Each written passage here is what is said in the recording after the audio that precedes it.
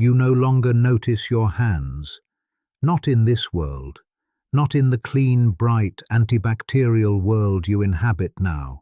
You reach for your phone. You wrap your fingers around a coffee cup. You push through a door. You grip a handrail on the underground. And somewhere deep in the back of your mind, you carry a quiet, comfortable belief that there is a boundary between yourself and the filth of the world around you. That belief is a very modern luxury. Open your eyes in London in the year 1850, and that belief dissolves entirely. Because in Victorian London, your hands would become the most dangerous part of your body. Everything touched everything else. The city had no clean surface. Not the coins pressed into your palm on payday. Not the bread warming on your windowsill. Not the iron pump handle gripped by hundreds of strangers before you arrived at dawn. Not even the gleaming brass doorknobs of the wealthiest townhouses in Mayfair. Victorian London was a civilization built on contact, and every object you touched carried invisible traces of thousands of other lives. Sweat, coal dust, horse dung, human waste, factory grease, infection. You would never see most of it, but you would touch it without ceasing, from the moment you woke to the moment you collapsed into sleep. We tend to imagine the Victorian age through its grandest images: fog-wreathed streets, black top hats, gas lamps burning amber in the dusk, the roar of empire and industry.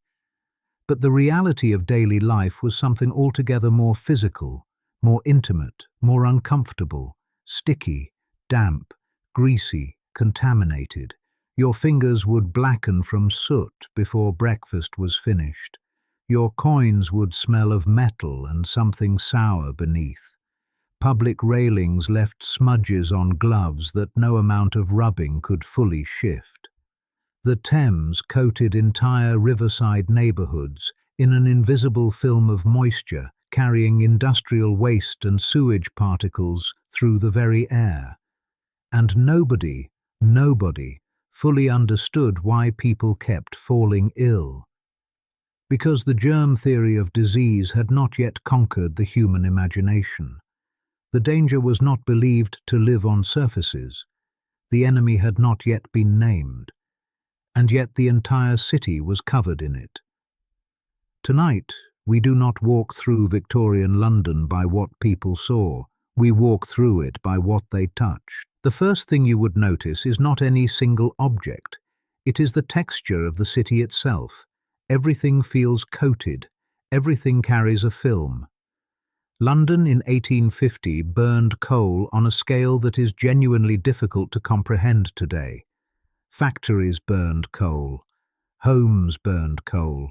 Workshops burned coal. Steam engines burned coal. Bakeries burned coal. Breweries burned coal. Tanneries burned coal. Hospitals burned coal. The entire industrial metabolism of the greatest city on earth ran on combustion, and the smoke produced by that combustion did not simply vanish into the heavens. It settled on window glass, on clothing left out to air, on curtains and carpets and upholstered furniture, on skin, on plates left on kitchen tables, on bread cooling beside open bakery windows.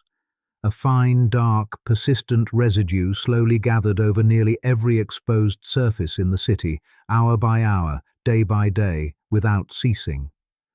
By morning, a table left near an open window could already bear a visible layer of soot.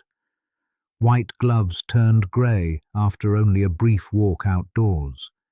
Children who spent their afternoons playing in alleyways returned home with hands darkened almost blue-black, coal grime pressed so deeply into the skin that ordinary washing could not fully remove it. Even the wealthiest districts could not escape it entirely.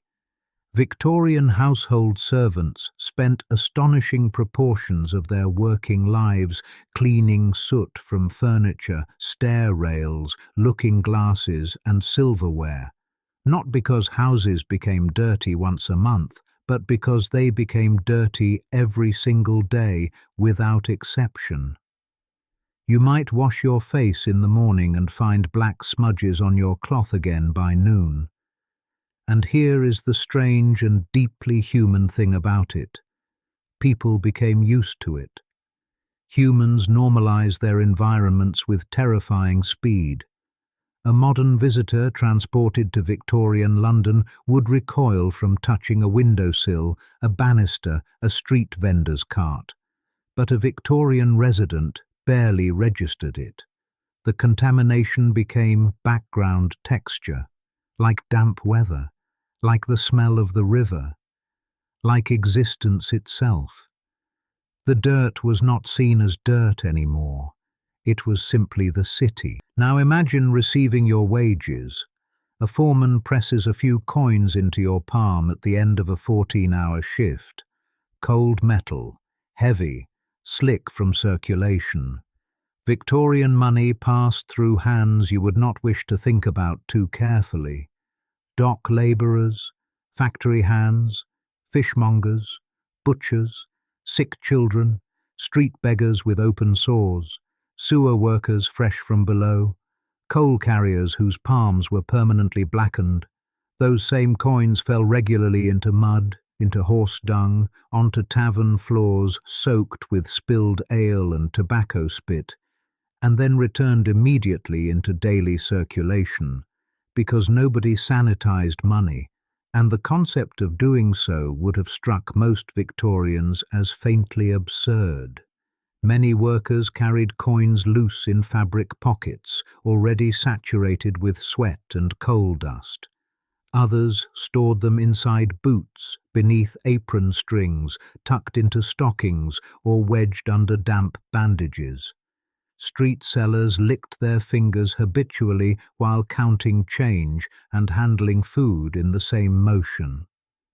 A baker might press your loaf into your hands after spending the last hour counting coins from a dozen other customers. A butcher might trim your cut of meat using the same unwashed hands that had just received your payment. And because hand washing, as a regular, deliberate, germ-conscious practice, barely existed by modern standards, contamination moved freely and invisibly between objects, food and skin all day long, every day of the week. The average working Victorian likely encountered more biologically contaminated surfaces before noon than many people in the modern developed world encounter across an entire week. Even counterfeit coins added their own particular danger. Victorian forgeries were frequently cast from toxic alloys or adulterated metals containing substances genuinely harmful with prolonged skin contact. Children played with coins as toys. Poor families stored savings in damp corners beneath mouldering mattresses. Money was not merely currency in Victorian London. It was a tiny metallic passport, faithfully carrying the city's filth from hand to hand, hour to hour, without ever stopping. Then there was the pump. The public water pump may well have been the single most touched object in Victorian London. In the denser working-class neighbourhoods, hundreds of people used the same iron handle every single day. From first light until after dark, hands wrapped around that lever in an unbroken chain, wet hands, dirty hands, cracked and bleeding hands, hands that had just come from homes already deep in infection. And the truly terrifying thing is this: the pump represented safety. To Victorian Londoners, the public water pump was civilization. It was a source of life, clean, dependable, essential, in a world of overcrowded courts and cramped industrial tenements. People trusted it implicitly, but many pumps drew their water from sources sitting dangerously close to overflowing cesspits or cracked sewer pipes seeping underground. Sometimes the contamination was invisible. Sometimes it was obvious enough to be genuinely alarming. Residents described water carrying strange colors, sulfurous odors, or cloudy particles drifting through it. Yet people drank it anyway, because there was often no alternative worth speaking of. Then came cholera. In 1854, the physician John Snow investigated a devastating outbreak centered on Broad Street in Soho. He suspected contaminated water, not foul air, was spreading the disease. But Snow mapped the deaths. He traced them, death by death, street by street, to a single pump. He persuaded the local authorities to remove its handle. The outbreak subsided, and that simple iron lever became one of the most famous objects in the history of medicine. Yet even after Broad Street, most of London continued as before. The invisible contamination was not yet truly understood. Imagine gripping that handle yourself. Cold from the overnight fog, slick with rain and the residue of hundreds of prior hands. You pump water into a bucket, carry it home, and from that single bucket you cook dinner, wash clothing, rinse cups, and clean a cut on your child's knee. Everything begins there, at the handle. Bread should feel like comfort, warm, reliable, fundamental. But in Victorian London, even bread carried its anxieties. Bakeries in the poorer districts were hot, overcrowded, and frequently unventilated. Workers kneaded dough with bare hands that had also handled coal shovels, money, rough Hessian sacks, and oven doors. Flour drifted thickly through the air, settling onto sweating skin and already grimy surfaces. The line between the bread and the environment that produced it was almost non-existent. And then there was adulteration. Victorian food fraud was astonishingly widespread, and the bread supply was among its most egregious victims. Some bakers mixed flour with chalk dust, alum, or plaster of Paris to whiten cheap grain and extend profits. Arthur Hill Hassell, a physician who spent years investigating food contamination in mid-Victorian England, published findings that shocked respectable society. Microscopes revealed particles in ordinary foodstuffs that consumers had never imagined were present. People were not simply eating bread. They were eating fragments of industrial London pressed into a loaf and sold by the halfpenny.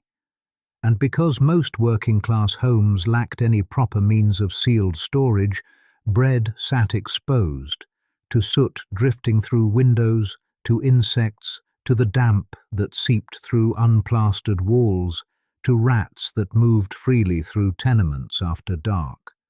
Street bread sellers carried their loaves through polluted roads beside horse traffic and open sewage channels. Children dropped bread onto filthy pavements and ate it anyway. Hunger has a remarkable effect on standards. A poor labourer biting into a loaf at the end of a long shift might taste something subtly wrong in the crust, a faint, acrid note, a gritty texture, coal smoke, chalk dust, London itself baked in. The bread absorbed the city, as everything did. Victorian London was crowded beyond anything modern residents of the capital can easily imagine. Entire families occupied single rooms. Boarding houses pressed strangers into airless dormitories stacked 3 tiers high.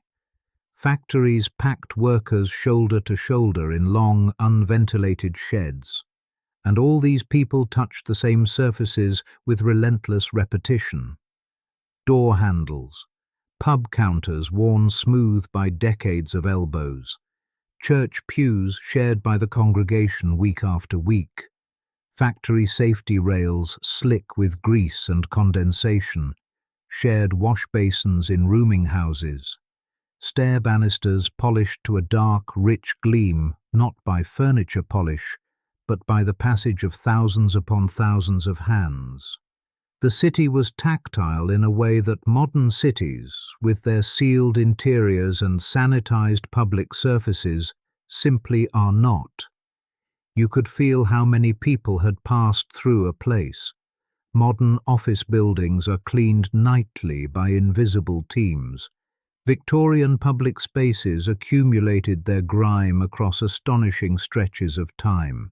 In the poorer districts, sticky accretions formed on wooden surfaces from smoke and sweat and spilled ale and decades of compressed human contact. Even respectable establishments carried hidden filth. Middle-class households displayed immaculate brass doorknobs and freshly scrubbed front steps. But a servant girl might clean chamber pots before noon and polish those same brass fittings an hour later. Physicians moved between feverish patients without the concept of a sterile field existing yet in practice.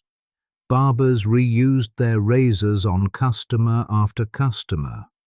Tailors handled cloth from the ill. Laundry workers washed heavily contaminated garments in tubs of water shared between multiple households, everything connected physically in a dense and intimate web of transmission that nobody yet had the vocabulary to describe.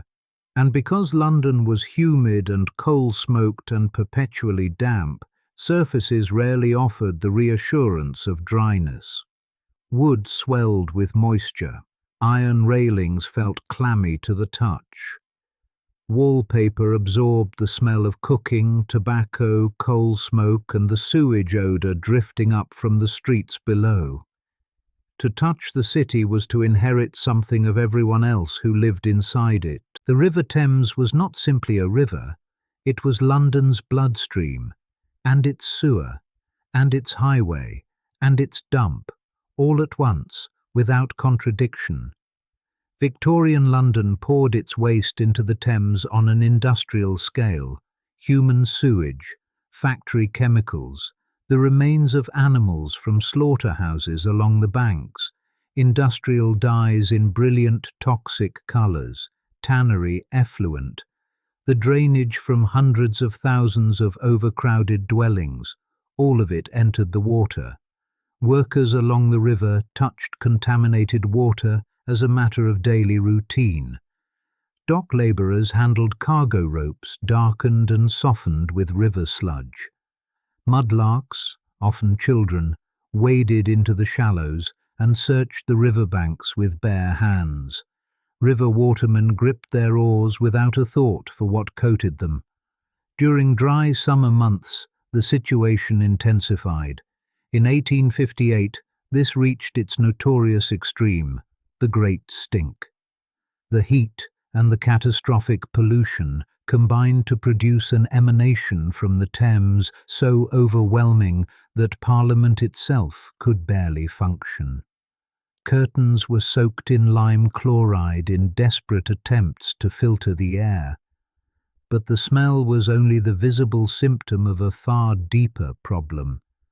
The Thames physically touched every layer of London life: fish markets, shipping yards, water supplies, flood-prone basements. Imagine resting your hand on a dock railing after a Thames fog has settled overnight. Your glove comes away damp. You cannot tell whether that moisture is rain, condensation, sewage vapour, industrial residue, or all of them together. In Victorian London, water itself had become something you could no longer entirely trust. Here is something that surprises almost every modern audience. Victorians did wash. People bathed.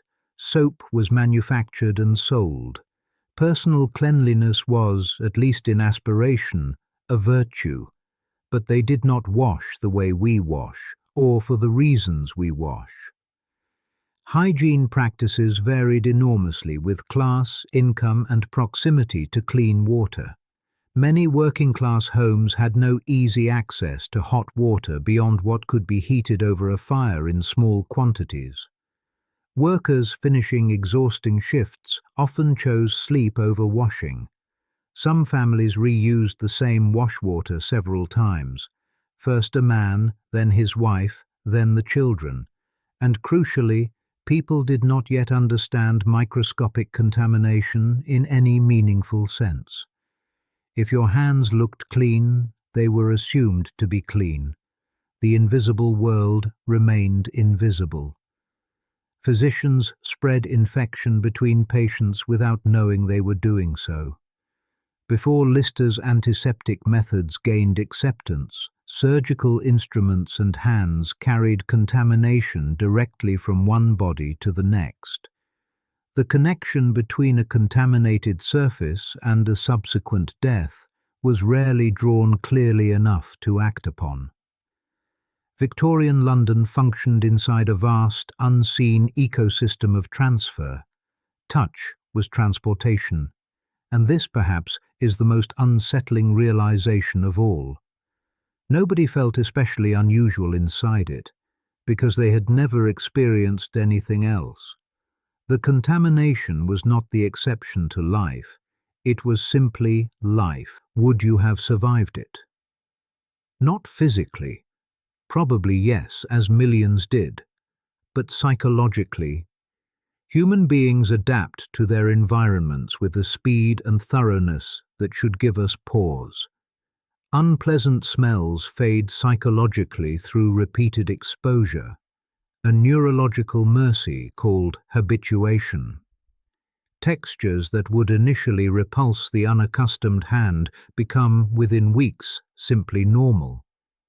The brain edits constant, non-lethal discomfort out of conscious awareness. Victorian children grew up playing in gutters and polluted courts with the same uncomplicated energy that modern children grow up running beside motorways. The environment simply was what it was. A factory worker touching greasy iron rails every day stopped registering the residue after weeks. A dock labourer handling river-soaked rope for 20 years ceased to notice the smell. A child eating bread in smoke-filled streets accepted soot in the crust as simply what bread tasted like. Civilization teaches people what to notice and, crucially, what to stop noticing. Industrial London trained millions of people to stop noticing contamination on a daily, hourly, lifelong basis. That may be the thing most worth contemplating. Not the horror of the surfaces, but the quiet, efficient, human mechanism by which they ceased to feel horrible at all. Tonight, if you walk into your kitchen, you will touch perhaps 10 objects without a single conscious thought. A tap, a refrigerator door, a cup, a light switch, a worktop. Modern life feels clean because extraordinary invisible systems work tirelessly to make it so. Water treatment plants, sewage infrastructure, public sanitation services, soap culture taught in childhood, medical sterilization refined across 150 years of hard-won knowledge. You rarely think about any of it. Victorian London forced people to experience the world that existed before those systems were built, because the city touched them back. Every coin carried the marks of 100 strangers. Every loaf of bread carried the street it came from. Every pump handle carried the risk of an illness not yet named. Every railing and banister carried the residue of all the hands that had gripped it before yours. And yet millions survived there, worked there, raised children there, fell in love there, built the infrastructure of the modern world, the railways, the telegraph, the sewers, the hospitals, the museums, inside the smoke and the damp and the soot and the contact, not in clean white laboratories, not with sterilized hands, but with the city on their fingers, and the grime under their nails, and the taste of coal in the back of their throats. Victorian London was not merely seen, it was felt. And once you allow yourself to truly imagine touching that world, it becomes quite impossible to forget. The people who lived inside that tactile, contaminated, relentlessly physical city were not merely victims of their era. They were also its architects. They were the ones who, surrounded by filth and sickness, began to ask the questions that changed everything. Why does cholera cluster around this pump and not that one? Why do hospital wards where doctors wash their hands have fewer deaths? Why does bread from this baker make people ill in summer but not in winter? These questions, born from the experience of daily contact with a dangerous world, produced answers that eventually built the systems we now take entirely for granted. The Great Stink of 1858 was so catastrophic that Parliament finally acted. Joseph Basil Gett's Great Sewer System, still partially operational beneath London today, was constructed in direct response. Clean water infrastructure followed, food regulation followed, antiseptic medicine followed, germ theory followed, and then public health as a discipline, and then vaccination campaigns, and then the gradual, imperfect, ongoing project of building a world in which clean hands are not a luxury but an expectation. Victorian London was not merely dirty, it was the crucible in which modernity was forged. Touch is how we know the world. It is the most intimate of all the senses. You cannot touch something from a safe distance. To touch is to close the gap entirely. Victorian Londoners closed that gap with everything around them, every hour of every day. They touched a world that was trying to tell them something it did not yet have the language to say. In the end, they learned to listen. The city they built, grimy, contaminated, magnificent, gave us the city we live in now. Remember that the next time you reach for a tap without thinking. Someone, somewhere in the fog and the soot of 1850, touched something they should not have, got ill, and set in motion the chain of inquiry that keeps your water clean. Victorian London was not merely seen, it was felt. And once you imagine touching that world, it becomes impossible to forget.